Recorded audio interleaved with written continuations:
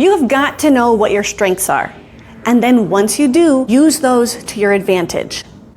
Hello and welcome back to Dance Colleges and Careers. I'm your host, Brittany Noltemeyer, and this is the podcast where we talk about all things dance, colleges, careers, and of course, those competitions. I'm coming at you from a venue in Orlando, Florida, because I'm judging the Pure International pageant right now, but right next door is a dance competition. So today I want to talk about why you have got to understand your strengths and use them to your advantage, which in the dance world also means you need to learn how to hide your flaws. We all have flaws. You should have flaws. You can't be perfect at everything. You can't be good at everything. Even if you're one of those people who are good at everything you do, there are still areas where you're better. And you're going to thrive even more if you can figure out how to utilize your strengths and either bring up your weaknesses like we're always trying to do, or just learn how to hide them. Scoot those under the rug, at least for the couple minutes you're on the stage.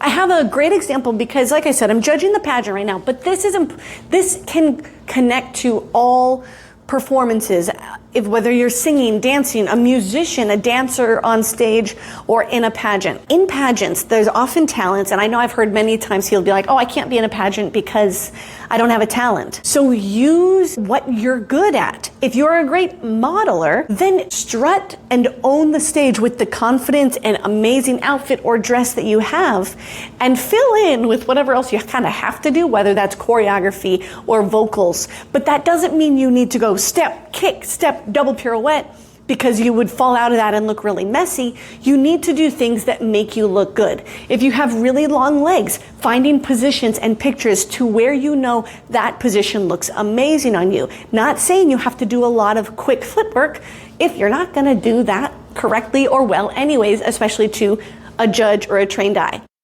This is for a competitive stage. If you are putting something on stage for a talent show or for in the middle of a mall or just performing to perform, you do you, boo. You have fun. You put whatever is appropriate and age appropriate and fun out on that stage. But in the competitive level, in a way to score higher, because that's what we're trying to do, learning how to score higher, you need to learn how to take your weaknesses, hide them, and elevate what you're good at. Okay, I have kind of a silly story to relate to you here, and to be honest, it's totally embarrassing, but I'm gonna share it with you today. So this is not singing or dancing. This was my public speaking class. I gotta tell you, public speaking has never been my favorite. Even in pageants, the interview was not my favorite. I've always been a dancer. I communicate, I speak with my body. Yes, I love musical theater and being on stage and saying lines, but that's not coming out of my own head. You're given a script and you follow the rules. I love rules. I'm a rule follower.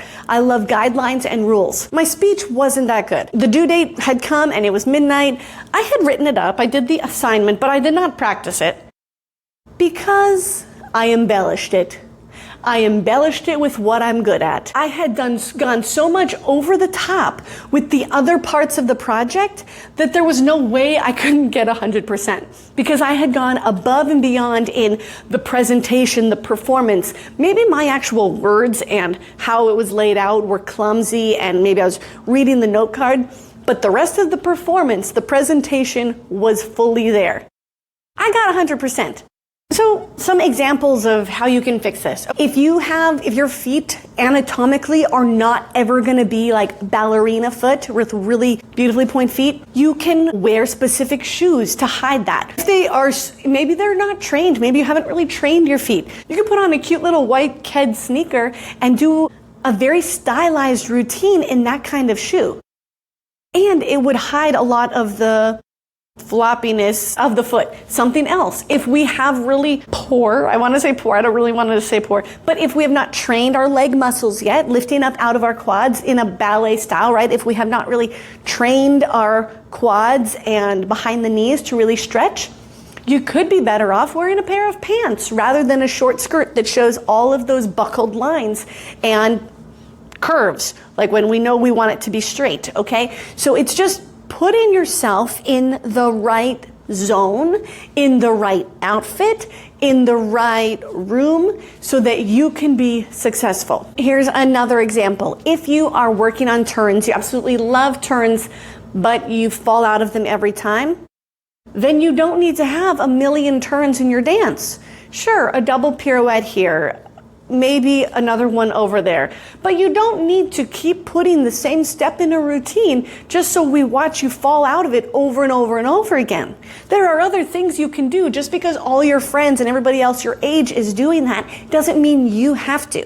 If it's not servicing you, if you are not executing that to your fullest ability, then it's not necessary. Again, this is for the competitive stage. This is to help you clean up your routines, to really thrive in what you're doing on stage. Maybe you are extremely fit. Naturally, you have this very fit physique. And so just starting in a beginning pose with your back muscles fully engaged, it can make the audience go, ooh, whoa, just to catch the attention, because that shows us that you've worked your muscles, that you have been training for a while. But showing I'm toned, I have muscle, I am smart enough to know how to engage these muscles, that goes a long ways. And that first impression is everything. Yes, first impression is everything. So bring yourself to the table with your best features. Let's tack in a little bonus. Let's talk about tights. Everybody is all up in arms about whether we should be wearing tights or not wearing tights. The truth is, how do they service you? Do your legs look better in tights, or do your legs look better not in tights? It's all about the line. It's all about your muscle, your training, and your tone. And there's nothing to be ashamed about that. We all have different strengths. So if your legs are your strength, if you have leg muscles popping, and just standing in your opening position, your leg muscles are on fire, that is the great first impression that makes the judges go, ooh, we have great training here. But if you start on stage and you're not even squeezing a leg muscle at all to begin with, then that's not gonna service you. Wearing tights might help remind you to pull your legs in. And this is not the only reason we wear tights or not wear tights. Some costumes just fully look better with tights and some don't. Or if you're gonna end up with a big, huge wedgie, you might just feel more confident having tights as long as you can complete the ankle line well. Just because everybody your age is wearing tights or not wearing tights, it does not mean you need to do the same thing.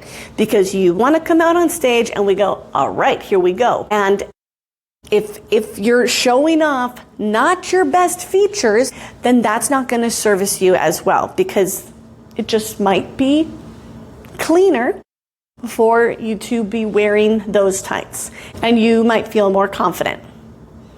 Or maybe you don't feel confident. Maybe you would rather not wear tights because you're sick of tights. You don't want to wear tights. I've been there too. But first impressions are everything. And if your legs are not extremely toned and ready for it, just wear the tights and it's perfectly fine. You might be working on that. And then you know what? That's an amazing goal to work towards, rather than just doing it because you're supposed to. Right? I mean, I don't have a six-pack, so I do not wear two-piece costumes. And the same argument can be said for like a two-piece costume. This is a little bit looser, but if you have a 6 or 8-pack, yeah, sure, wear that two-piece because you're showing off your incredible abs. Me, I was always fit, but I never had a 6-pack here. So wearing a two-piece was not going to service me. I had strong legs.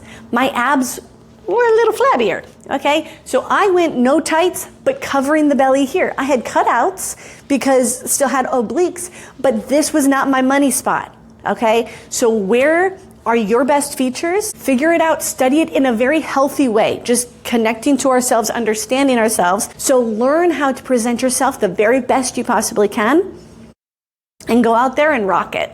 Rock it with confidence. Oh, you guys, I actually have something new to share with you. This is very exciting. I am the creator of the FAME method, but what that means is I've created an academy to where I help dancers figure out these things, figure out what they're best at, where their special uniquenesses are, and how to help them reach their higher potential faster. So this is all in the Fame Academy. We actually will be getting started this October. It runs one time a year, just one time a year, guys. So don't miss out. It is a 12-week program. So it runs for 6 weeks of lessons and then an extra 4 weeks of feedback sessions and Q&As. So if that sounds like something where you're looking for more lessons on the outside and then one-on-one attention, I'm here for you and I'm here for that growth, because I know how it is when you are trying to make all these adjustments at home and then you're like, yeah, but is it working? Am I even doing it right?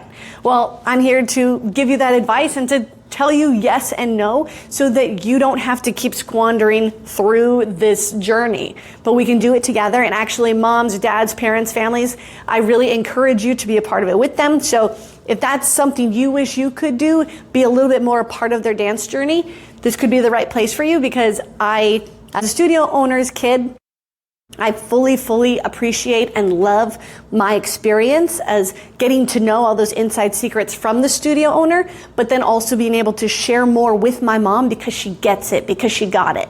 I try to give to you, parents, as a gift so that you can build your connection even stronger and not get lost in the fray as they continue to get more advanced and you just get lost. That's the Fame Academy. When's it coming out? It's coming out in October. So save the date. Registration will only be open for a week and it's just one time a year. So I really don't want you to miss it. Mark it in your calendars now. We're getting started in October. Thank you so much for joining me here on Dance Colleges and Careers. Until next time, be brave, tell your story, and own the stage.